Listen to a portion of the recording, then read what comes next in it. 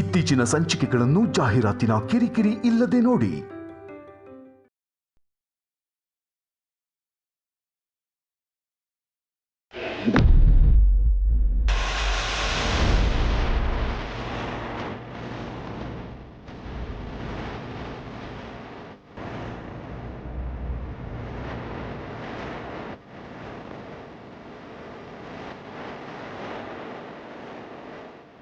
ನಿನ್ನ ಅಪ್ಪನಾಗಿ ನಾನು ಹೇಳ್ತಾ ಇದ್ದೀನಿ, ನಾಳೆನೇ ಪಾರ್ವತಿನ ಹಾಸ್ಪಿಟಲ್ ಕರ್ಕೊಂಡು ಹೋಗ್ಬೇಕು. ತಗೊಳ್ಳಿ.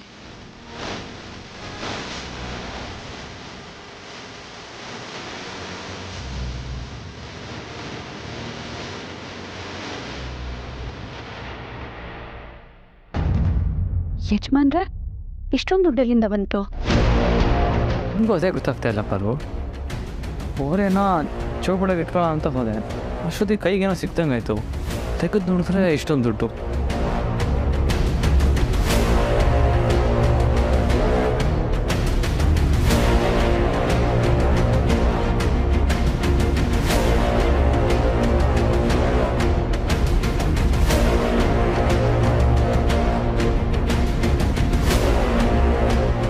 ಸಾರ್ಥಿ, ಬರ್ತೈತೆ ಈ ದುಡ್ಡು ನೀವು ತಾನೇ ಇಟ್ಟಿದ್ದು?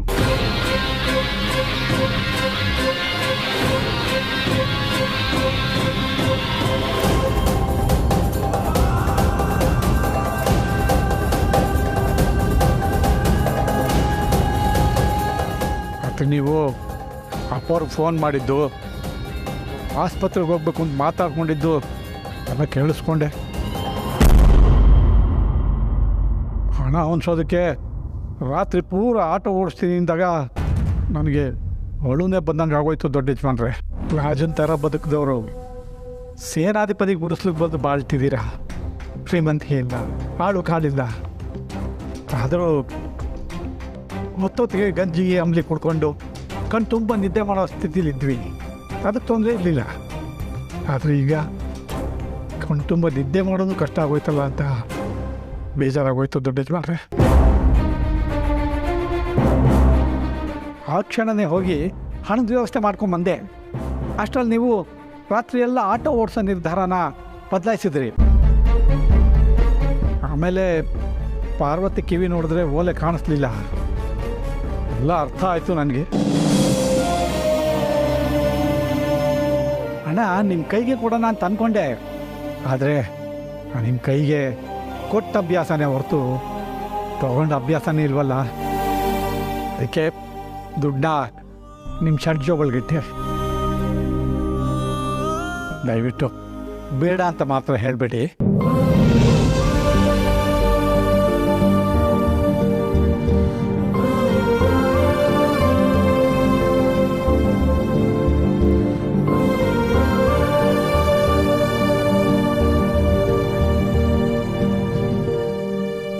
ನೋಡ್ದಿಯಪ್ಪ ನೀನ್ ಅಳಿಯನ್ನ? ಅಲ್ಲ, ನನಗೆ ನಾಳೆನೇ ಓಲೆ ಬಿಡಿಸ್ಕೊಡ್ಬೇಕು, ಇಲ್ಲ ಅಂತಂದ್ರೆ ನಾನು ಊಟ ತಿಂಡಿ ಮಾಡಲ್ಲ ಅಂತ ಏನಾದರೂ ಕೂತ್ಕೊಂಡಿದ್ನಾ? ನೋಡು, ನೀನು ಹೇಳಿದ ತಕ್ಷಣ ನಾನು ಓಲೆ ಅಡ ಇಡೋದನ್ನ ಹೇಗೆ ಕೈ ಬಿಟ್ಬಿಟ್ರು ಅಂತ. ಅವ್ರಿಗೆ ನನಗಿಂತ ನಿನ್ನ ಮೇಲೆ ಪ್ರೀತಿ ವಿಶ್ವಾಸ ಜಾಸ್ತಿ. ಯಾಕಪ್ಪ, ಏನಾಯ್ತು? ನೀನು ನಿಜವಾಗ್ಲೂ ನನ್ನ ಮಗಳು ತಾನೆ? ನಿನಗೆ ಈಗ ಮದುವೆ ಆಗಿರಬಹುದು, ಆದರೆ ನನ್ನ ಬಾಂಧವ್ಯದಲ್ಲಿ ಏನು ವ್ಯತ್ಯಾಸ ಆಗಲ್ಲ ಅಂತ ಯಾವ ಅರ್ಥದಲ್ಲಿ ಹೇಳ್ಬೇಕು ನಿನಗೆ? ಅಲ್ಲಪ್ಪ, ನಾನೇನು ಮಾಡಿದೆ? ದೊಡ್ಡ ಯಜಮಾನ್ರ ಕತೆ ಬಿಡು.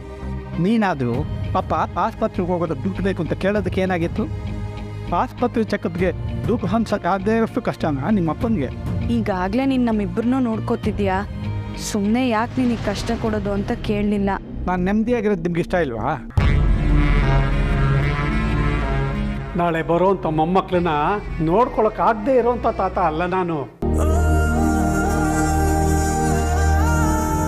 ಮಕ್ಕಳ ಕಷ್ಟ ಕಾಲದಲ್ಲಿ ಅವ್ರಿಗೆ ಸಹಾಯ ಮಾಡಿದ್ರೆ ಅದರಿಂದ ಸಿಗೋ ಸುಖ ಎಂಥದ್ದು ಅಂತ ಗೊತ್ತಾ ನಿಮಗೆ?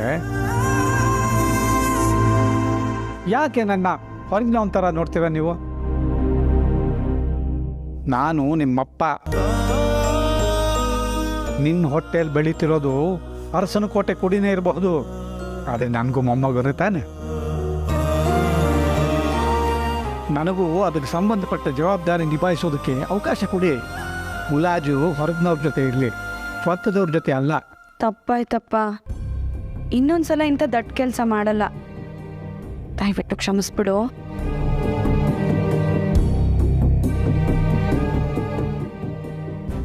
ಏನೋ ದೊಡ್ಡ ಯಜಮಾನ್ರ ಮುಖ ನೋಡಿಕೊಂಡು ಕ್ಷಮಿಸಿದ್ದೀನಿ. ಇನ್ನೊಂದು ಸತಿ ಹೀಗೆಲ್ಲ ಮಾಡಿದ್ರೆ ಅಷ್ಟೇ ಕತೆ. ನನ್ನ ಮೊಮ್ಮಗು ಹುಟ್ಟಿದ ಮೇಲೆ 3 ಹೊತ್ತು ನನ್ನ ಭುಜದ ಮೇಲೆ ಹೊತ್ಕೊಂಡು ಹೊಡೆದಾಡ್ಬಿಡ್ತೀನಿ. ನಿನ್ನ ಕೈ ಕೊಡೋದೇ ಇಲ್ಲ. ಆಮೇಲೆ ನೀನು ಅಪ್ಪ ಅಪ್ಪ ನನ್ನ ಮಗು ಕೊಡೋದು, ನಾನು ಎತ್ಕೊಂಡು ಆಟ ಆಡಿಸ್ತೀನಿ, ನನಗೂ ಸಮಯ ಕೊಡು ಅದ್ರ ಜೊತೆ ಅಂತ ಕೇಳ್ಕೋಬೇಕು, ಬೇಡ್ಕೋಬೇಕು. ಹಂಗೆ ಮಾಡಿಬಿಡ್ತೀವಿ ನಾನು ನನ್ನ ಮೊಮ್ಮಗು ಸೇರಿಕೊಂಡು. ಹೇಳ್ತೀನಿ ಸರ್, ಸರಿ ಗೊತ್ತಾಯ್ತು. ಹೋಗಿ ಆಸ್ಪತ್ರೆಗೆ, ಅಲ್ಲಿ ಅಪ್ಪೋರು ನಿನ್ನ ದಾರಿನೇ ಕಾಯ್ತಿದ್ದಾರೆ. ಸರಿಯಪ್ಪ. ಪಾರು, 1 ನಿಮಿಷ.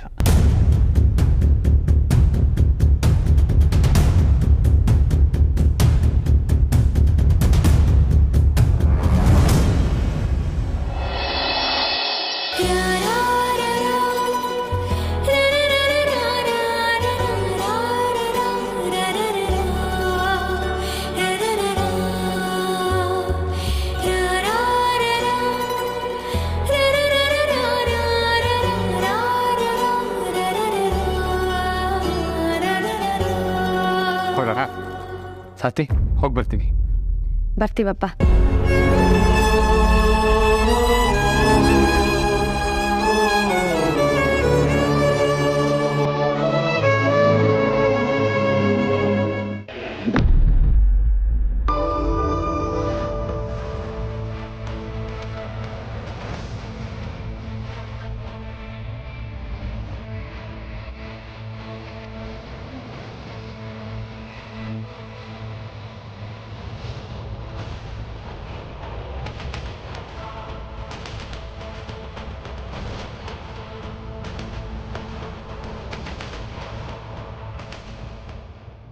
ಮ್ಯಾಮ್, ಆಫೀಸ್ಗೆ ಹೋಗಿ ಬರ್ತೇನೆ, ಆಶೀರ್ವಾದ ಮಾಡಿ. ಹೋಗ್ಬಪ್ಪ, ಒಳ್ಳೇದಾಗಲಿ. ಸರಿ ಮ್ಯಾಮ್.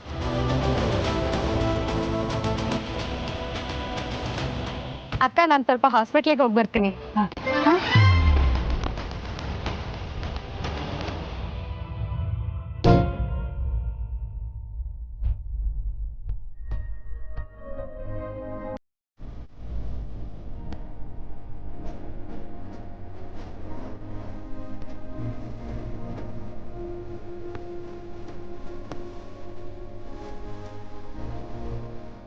ಬ್ರೋ, ಆಶೀರ್ವಾದ ಮಾಡು. ಏನು ಮಾಡ್ತಾ ಇದೆಯಾ ಬ್ರೋ, ನೀನಿಲ್ಲಿದ್ದಾಗ ಪ್ರತಿದಿನ ಆಫೀಸ್ಗೆ ಹೋಗ್ಬೇಕಾದ್ರೆ ಡ್ಯಾಡ್ ಮಾಮ್ಗೆ ನಮಸ್ಕಾರ ಮಾಡಿ ಹೋಗ್ತಿರ್ಲಿಲ್ಲ. ಇದೆಲ್ಲ ನಿನ್ನಿಂದನೇ ಕಲ್ತಿರೋದು.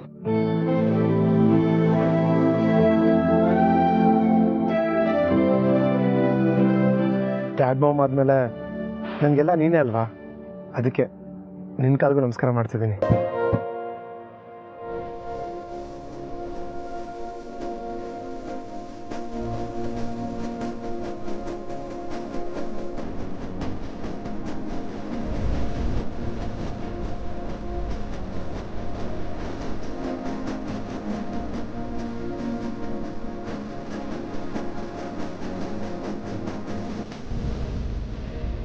ಏನ್ ಬ್ರೋ, ನಮ್ಮ ಅದಕ್ಕೇನ ಆಟೋದಲ್ಲಿ ಊರ್ ಸುತ್ತ ಕರ್ಕೊಂಡು ಹೋಗ್ತಿದ್ಯಾ? ಇಲ್ಲ ಪ್ರೀತು, ಹಾಸ್ಪಿಟಲ್ಗೆ ಕರ್ಕೊಂಡು ಹೋಗ್ತಾ ಇದ್ದೀನಿ. ಯಾಕೆ, ಏನಾಯ್ತು? ಅಯ್ಯೋ, ಗಾಬರಿ ಆಗೋವಂಥದ್ದೇನೂ ಇಲ್ಲ. ಒಂದ್ಸಲ ಪರೀಕ್ಷೆ ಮಾಡಿಸ್ಕೊಂಡು ಬನ್ನಿ ಅಂತ ಮಾವನವ್ರ ಅಪ್ಪಣೆ ಆಗಿದೆ, ಅದಕ್ಕೆ ಹೋಗ್ತಾ ಇದ್ದೀವಿ.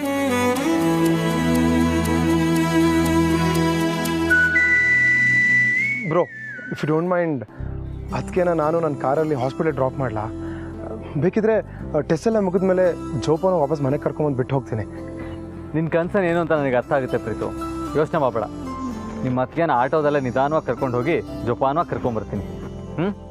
ನೀನು ಆಫೀಸ್ಗೆ ಹೋಗ್ಬಾ. ಇದೇ ಫೈನಲ್ಲಾ? ಹೌದು, ಯಜಮಾನ ಆದವನು ಕರೆಕ್ಟ್ ಟೈಮ್ಗೆ ಆಫೀಸ್ಗೆ ಹೋಗಬೇಕು. ಯಜಮಾನನ ನೋಡೆ ಮಿಗ್ದವರೆಲ್ಲ ಇನ್ಫ್ಲೂಯೆನ್ಸ್ ಆಗೋದು. ಸರಿ ಬ್ರೋ, ಬಾಯ್. ಅದಕ್ಕೆ ಬಾಯ್.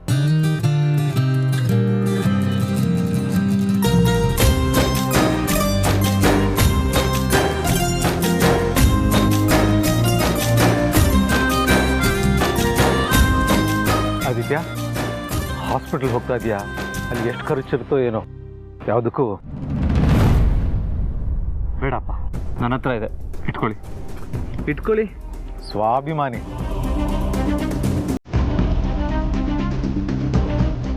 ಓಕೆ, ಜೋಪಾನ ಹೋಗ್ಬಾ.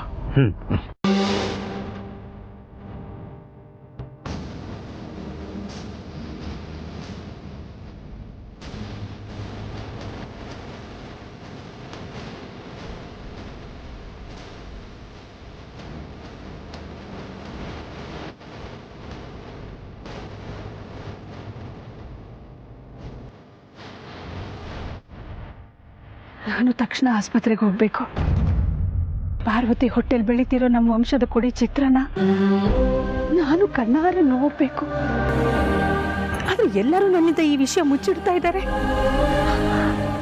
ಯಾರಿಗೂ ಗೊತ್ತಾಗದೆ ಇರೋ ಹಾಗೆ ಪಾರ್ವತಿ ಹೊಟ್ಟೆಲಿರೋ ಮಗುವಿನ ಚಿತ್ರನ, ಅದ್ರ ಹಾರ್ಟ್ ಬೀಟನ್ನ ನಾನು ಕೇಳಿಸ್ಕೋಬೇಕು.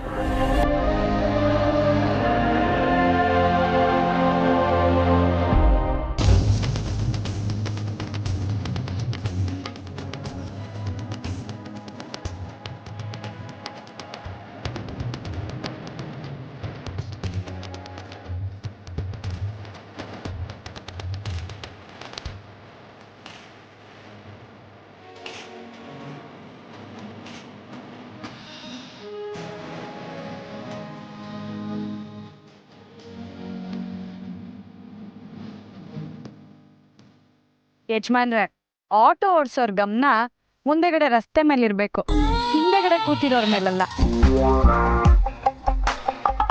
ನಿಮ್ಗೆ ನಾನ್ ಹೇಳಿದ್ರೆ ಅರ್ಥ ಆಗಲ್ಲ. ಇರಿ, ನಮ್ಮ ಮಾವನವ್ರಿಗೆ ಹೇಳ್ತೀನಿ. ಅಯ್ಯೋಪ್ಪ, ಅಪ್ಪಂಗ ಅದು ಒಂದು ಕೆಲಸ ಮಾಡ್ಬಿಡಪ್ಪಾರು. ಆಮೇಲೆ ನಿಮ್ಮ ಮಾವ ಅನ್ಸ್ಕೊಂಡಿರೋ ನಮ್ಮಪ್ಪ ಏನೋ ಕತ್ತೆ ಬಿಡುವ ನನ್ನ ಸೊಸೆನ ಸೇಫಾಗಿ ಕರ್ಕೊಂಡ್ಬರ್ತೀನಿ ಅಂದನು ಈ ರೀತಿ ಮಾಡ್ತೀನಿ ಅಂತ ಕ್ಲಾಸ್ ತಗೋತಾರೆ. ಇನ್ನು ನಿನ್ನ ಮೈದ್ನಾಗ ಏನಾದರೂ ಇದು ಗೊತ್ತಾಯಿದ್ರೆ ಮುಗೀತು ನನ್ನ ಕತೆ. ನಾನು ಹೇಳಿದ್ದೆ ನಿನಗೆ ಆಟೋದಲ್ಲಿ ಕರ್ಕೊಂಡು ಹೋಗ್ಬೇಡ, ನಾನು ಕಾರಲ್ಲಿ ಕರ್ಕೊಂಡು ಹೋಗ್ತೀನಿ ಅಂತ. ಆದರೂ ನೀನು ಕೇಳಿಲ್ಲ, ಹಂಗೆ ಕರ್ಕೊಂಡೋದೆ. ಇವಾಗ ನೋಡ್ರೆ ರೋಡ್ ಮೇಲೆ ಗಮನನೇ ಇರಲಿಲ್ವಂತೆ ಅಂತ ಅಣ್ಣ ಅದನ್ನು ಮರ್ತು ಬೈತಾನೆ ನನಗೆ.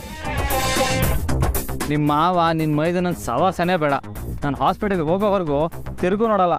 ನಾನಾಯಿತು, ನನ್ನ ಆಟೋ ಆಯಿತು, ರಸ್ತೆ ಆಯಿತು, ಟ್ರಾಫಿಕ್ ಆಯಿತು ಅಂತ ಹೋಗ್ತಾ ಇರ್ತೀನಿ. ಸರಿನಾ? ಯಜಮಾನ್ರೆ, ಜನ ನೀನು ಬಸ್ರಿ ಅಲ್ವಾ, ಅವಳು ಹಾಸ್ಪಿಟ್ಲಿಗೆ ಕರ್ಕೊಂಡು ಹೋಗ್ಬೇಕಿತ್ತು ತಾನೆ? ಪಾರು, ನಿನ್ನ ಹಾಸ್ಪಿಟಲಿಗೆ ಕರ್ಕೊಂಡು ಹೋಗು ಅಂತ ಹೇಳಿರೋ ಅಪ್ಪಂಗೆ ಜನನ ಕರ್ಕೊಂಡು ಹೋಗ್ಬೇಕು ಅಂತ ಗೊತ್ತಿರಲ್ವಾ? ಮೋಸ್ಟ್ಲಿ ಜನನ ಹಾಸ್ಪಿಟಲಿಗೆ ಕರ್ಕೊಂಡು ಹೋಗೋದ್ರ ಬಗ್ಗೆ ಮನೇಲಿ ಮಾತುಕತೆ ಆಗಿರುತ್ತೆ. ಅದಕ್ಕೆ ಅಪ್ಪ ನನಗೂ ಹೇಳಿರ್ತಾರೆ, ನೀನು ಜನನಿ ಬಗ್ಗೆ ಏನು ಯೋಚನೆ ಮಾಡಬೇಡ, ಅಮ್ಮ ನೋಡ್ಕೋತಾರೆ. ನಾವ್ಯಾವಾಗ ಹೊರಡೋಣವಾ?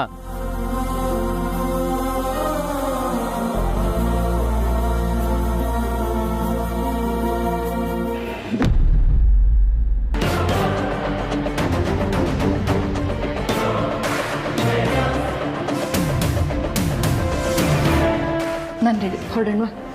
ಆಹಾ, ನನ್ನ ದೃಷ್ಟಿನೇ ತಾಗೋ ಥರ ಇದೆ. ಹೊರಡೋಣಪ್ಪ. ಏನಿದು ಅತ್ತೆ ಸೊಸೆ ಸವಾರಿ ಎಲ್ಲೋ ಹೊರಟಿರೋ ಹಾಗಿದೆ? ಹೋಗ್ತಿರೋದು ಹಾಸ್ಪಿಟ್ಲಿಗೆ ಅಂತ ಹೇಳಿದ್ರೆ ರಘು ಖಂಡಿತ ಕಾನ್ಷಿಯಸ್ ಆಗ್ತಾರೆ. ಪಾರ್ವತಿ ಪ್ರೆಗ್ನೆನ್ಸಿ ನನಗೆ ಗೊತ್ತಾಗ್ಬಿಟ್ರೆ ಕಷ್ಟ ಅಂತ ನಮ್ಮನ್ನು ಹೋಗಕ್ಕೆ ಬಿಡದೇ ಇರ್ಬೋದು.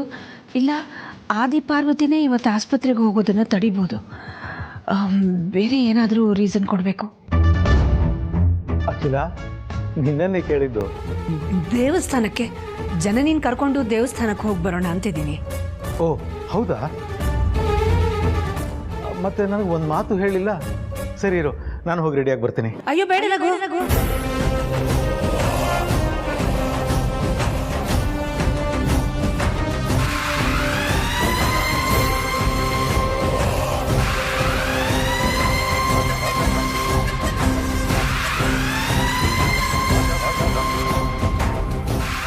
ಅಂದರೆ ತುಂಬ ಮೆಟ್ಲುಗಳನ್ನು ಹತ್ತಬೇಕು.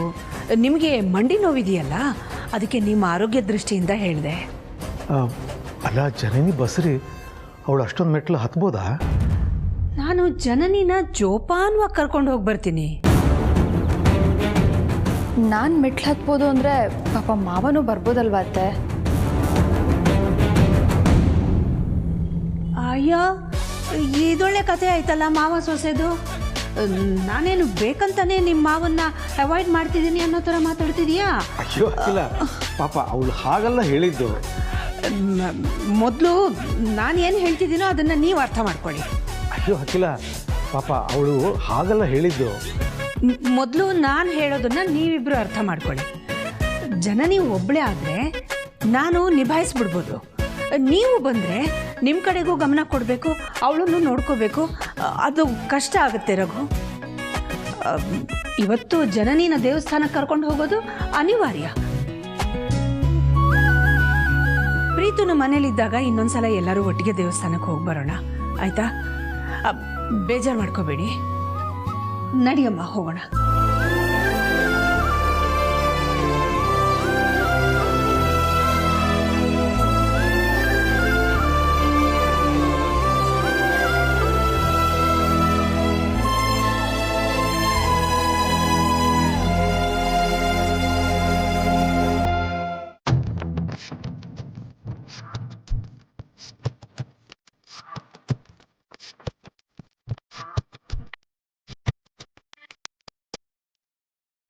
ಬನ್ನಿ.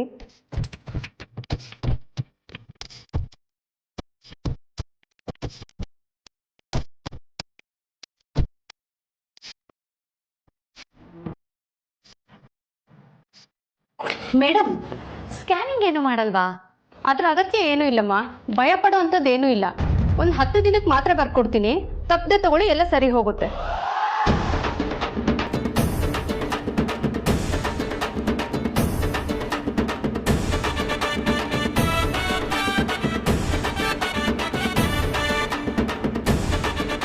ನೀವು ನಿಜವಾಗ್ಲೂ MBBS ಪರೀಕ್ಷೆನ ಬರೆದು ಪಾಸ್ ಆಗಿದ್ದೀರಾ?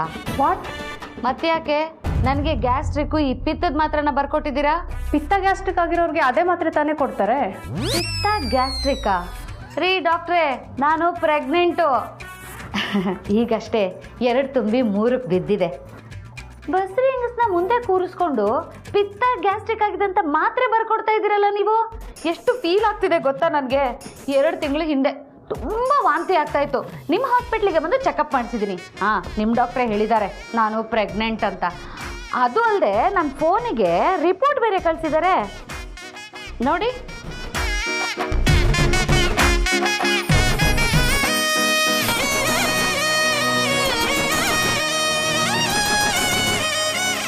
ರೀ ರಂಗಸ್ವಾಮಿ, ಬನ್ನಿ ಇಲ್ಲಿ.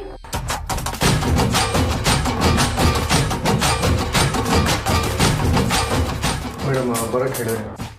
ಇವರು ಲಾಸ್ಟ್ ಟೈಮ್ ಯಾವಾಗ ಚೆಕಪ್ಗೆ ಬಂದಿದ್ರು, ಇವ್ರಿಗೆ ಏನು ರಿಪೋರ್ಟ್ ಕೊಟ್ಟಿದ್ದೀರಾ ಅಂತ ಒಂದ್ಸಲ ಕ್ರಾಸ್ ಚೆಕ್ ಮಾಡಿಕೊಂಡು ರಿಪೋರ್ಟ್ ತನ್ನಿ. ಸರಿ ಮೇಡಮ್. ಮೇಡಮ್, ಬೇಕಾದರೆ ನೋಡ್ತಾ ಇರಿ, ನಾನು ನಿಜವಾಗ್ಲೂ ಪ್ರೆಗ್ನೆಂಟೇ. ನನಗೆ ಬೈಕೆಗಳೆಲ್ಲ ಶುರುವಾಗ್ಬಿಟ್ಟಿದೆ.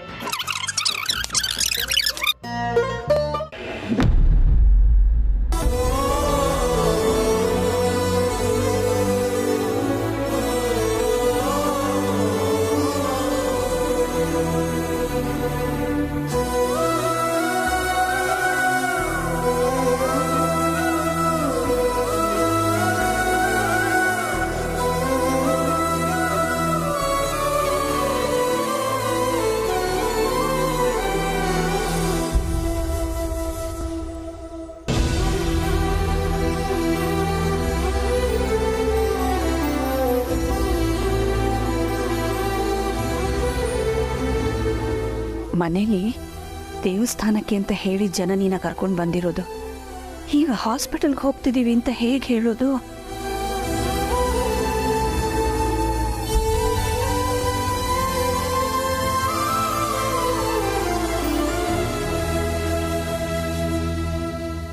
ಓ ಮೈ ಗಾಡ್, ಏನಾಯ್ತತೆ?